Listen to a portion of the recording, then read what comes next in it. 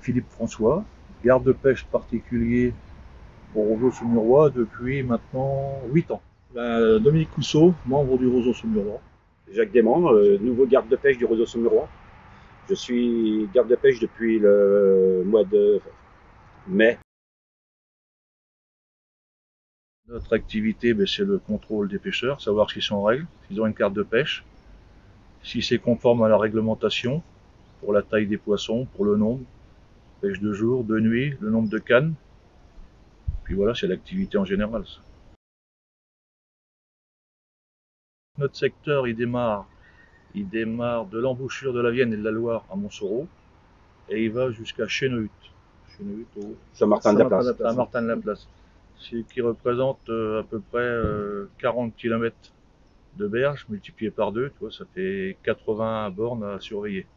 Alors l'Authion, on l'a à partir du pont de fer, sur le vieux Vivi, jusqu'au gué de Fresnes, en passant par le gué d'Arcy.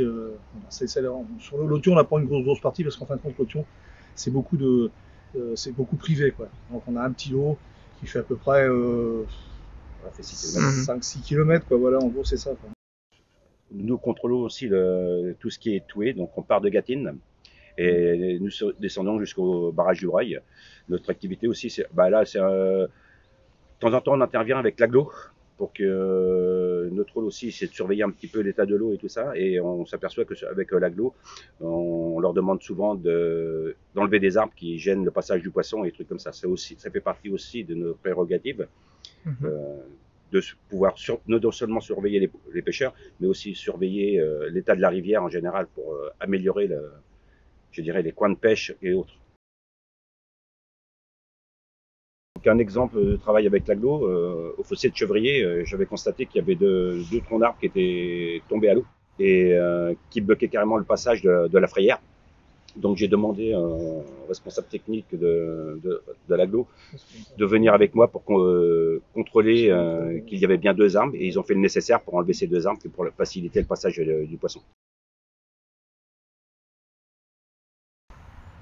Alors généralement, les sorties c'est au quotidien, hein, ça dure pas 8 heures, hein. Tu peux faire une sortie de 1 heure, 1 heure et demie, 2 heures, suivant le secteur. Suivant aussi les jours, si c'est un samedi, c'est un dimanche, on est certain de voir plus de pêcheurs. Si c'est en semaine, un petit tour pour sécuriser, voir qu'on est là. Et puis en général, ça se passe bien. Comme infraction, c'est des gens qui vont pêcher sans carte. Donc là, voilà. Qui vont pêcher avec plus de matériel. 5 baguettes. 5 cannes, ou alors sur la taille des poissons ou sur le nombre. On contrôle aussi beaucoup en période de fermeture du carnassier toutes les réserves permanentes et temporaires qui sont fréquemment visitées par les pêcheurs. Il a pêché, regarde, hop là, un poisson, une perche. Bon les gars, on a un pêcheur qui vient nous faire une prise là. On va aller voir ce que c'est déjà et s'il a en règle. Pas le poisson mais le pêcheur. Ouais. On y va? Ouais. Allez. Monsieur, bonjour. Bonjour. Les gardes de pêche, s'il vous plaît. Pourriez-vous nous présenter votre carte de pêche? Donc, monsieur Alexis Day a bien pris sa carte au Roseau-Saumurois pour l'année. Donc, il est tout à fait en règle au niveau action de pêche. Pour faciliter les contrôles, nous avons une application qui s'appelle Vigipêche 1, sur laquelle nous avons accès à toute la base de données qui nous permet de contrôler soit par le QR code, soit par le nom, soit par le numéro de carte. Voilà, donc le pêcheur que l'on vient de contrôler vient de faire une nouvelle prise, une jolie perche d'ailleurs. Et comme on a affaire à un adepte du no-kill, donc il va remettre ce joli poisson dans l'eau. Merci pour ce petit. Et hop là. Les gardes de pêche, oui, c'est bénévole, donc il n'y a pas de rémunération, on est juste défrayé voilà, pour les frais d'essence et annexes si vraiment il y en a. Alors, il y a très peu de départements où la réciprocité n'existe pas, si tu veux.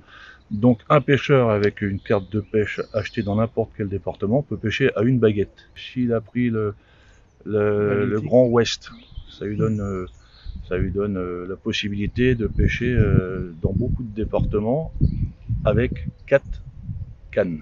Ensuite, tu as la carte journalière. Il existe aussi une carte pour ces dames, qui peuvent accéder à l'action de pêche à partir de 35 €, qui est valable dans toute la France, sauf les 6 départements qui n'ont pas de réciprocité.